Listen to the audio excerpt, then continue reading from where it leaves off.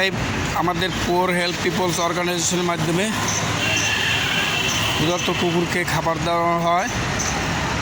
দাও আর দাও আর দাও ভাই, বর্ডার একটু দাও, বর্ডার একটু দাও, বর্ডার দাও। এই ভাই হলো আমাদের সংগঠনের সদস্য। আমরা 2014 সাল হইতেই আমাদের অর্গানাইজেশনের কার্যক্রম করি। অসুস্থ কুকুর বিড়ালের খাবার দেই।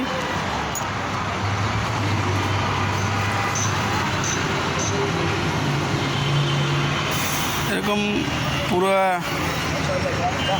কুকুর এবং বিড়াল এদেরকে আমরা খাবার দিই, আর এবং পাগল